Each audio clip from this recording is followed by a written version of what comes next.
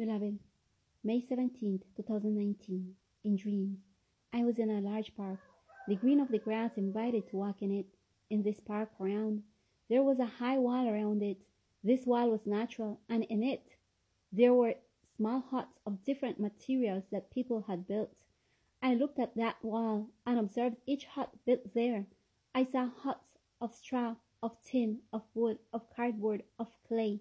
I also saw booths, and so each family built around that great park. I saw them building the huts of fast assembly and great fragility. As I looked at those who were building, I realized that they were Seventh-day Adventists, as I recognized several. I asked some of the acquaintances why they were building on the wall of that great park, and they answered me, "A great event will take place here and we cannot miss it." Everyone got ready and the event began. In the middle of the large park, a platform with its equipment of sound. I heard a man speak and raising his voice said, "Let the function begin." Then I saw how push carts of hot dog, of shaved ice, of ice cream. I saw clowns, pool tables, a large theatrical screen, a large carousel, sale of clothes and shoes, sale of all items from manuals to robotics, household items such as stove, refrigerators. There I saw a car salesman, an expert in land sales, and a travel salesman. All this and others more, there they were willing to make their big day of sales. At the platform, at that time, then came up a very suited pastor and smiled at everyone and said, "Brothers, today is a great day. Today we have brought all this to you so that you can enjoy them in a Christianized environment. Now, incline your face to pray and ask for the blessing of this great day of joy." I heard the pastor pray and the performance began. Everybody were coming down from their huts. While I was observing this, my companion said, "All this is coming to an end, and their cases are under review. The horsemen ready, the granary almost full, and the man of sin in his best moment, and look at them as children in earthly pleasures when everything is culminating." Then I said, "What will we do?" And he answered, "Run among them, and do not stop, and tell them, 'Thus says the Lord, rebellious and contentious house, will you be perhaps light in the darkness? If your light is turned out, will he who lives in fleeting pleasures enjoy joy of the joys? You say that you serve the living God, but you serve Mammon and his idols. You run after their anathemas and your self-centered thoughts in vanity. Will not the witnesses know it? Nor will they have the evidence? Will the lawyer defend him, and the judge will get him acquitted? Stand aside, and do not touch the unclean. Resist the devil, and he will flee from you." The word was still in my mouth when a great vermilion dragon began to fly over that place. All were scandalized in great uproar. All ran to their huts, but these were so weak that they themselves did not feel safe in them. I saw them run in terror, and this dragon was flying over that great park, and his eyes inquired about every movement of those who ran. This dragon came down to the platform and was transformed into an angel of great light.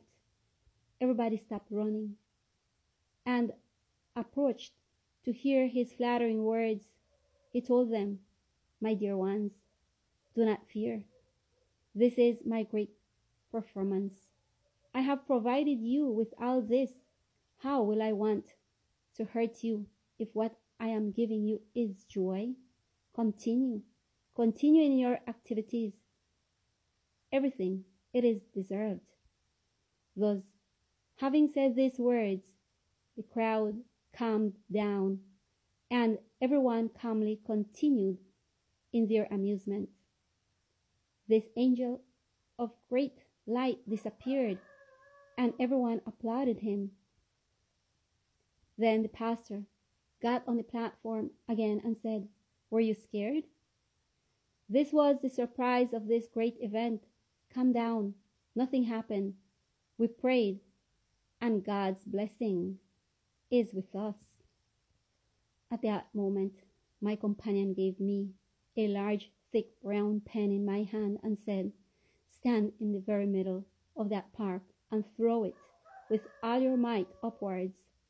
I took the pen, and I did so. I threw it, and this, as it went up, it increased in its size, and when it fell, it shook that place.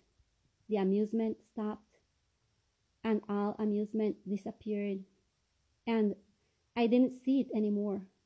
Only the people were left looking at that big pen in the middle of them, brown color, which among the green grass was of great contrast. My mouth opened and said, "How could you exalt Mammon instead of the Almighty God who rules the heavens and the earth?" They looked at me in amazement, some amazed and others even angry. And other words came out of my mouth, and I said, "Tomorrow at sunset your hour will come, and you will not be able to see until this is consumed." They all left that place angry because their fun had been hindered. I was told, "Look for the refrigerator." I looked for it and asked two people who were still there about it. These looked at me angrily and did not answer. I kept looking, and I found it, and I was told, "Open it." I opened it. I saw there chocolates, coffee, sodas, cakes, ice cream, eggs, milk, animal things such as meats, cheeses, intoxicating drinks. There were also clean meats, but there were also unclean meats, and many things that those present liked there. Said my companion, "No temple degraded with a cloudy mind will be able to see the day of their visitation." I closed that refrigerator and looked at the wall where the huts were. I saw in the distance two young people leaning on a car. They stared at me fixedly, and I asked them what they were doing there. One ignored me, but the other came down where I was, because he was in a place on the highest part of the wall, and I exhorted him to get out of there, but he resisted and walked away. Then I looked closely at the huts, and inside there were only spider webs, rubbish, and great dirt. On the outside, they looked rather good, but on the inside, their condition was deplorable. With tears in my eyes, I withdrew from that place, and my eyes could not stop seeing those two youths who, no matter how much they were exhorted, did not want to leave. I went out and stopped seeing the place, but a huge lightning bolt fell on that place, and flames devoured it, reducing everything to its rubble. My companion said, "Because the wages of sin is death, and God, his presence, purifies or consumes, because at his step sin is consummated, removed or left in the flock," were his last words. There I woke up, beloved, with great sadness, and asking God that on this opportunity of this second Passover, many can decide for the Lord without reservation to be part of the ranks of Prince Emmanuel's army. The final outcome that is approaching. May the Lord bless you all.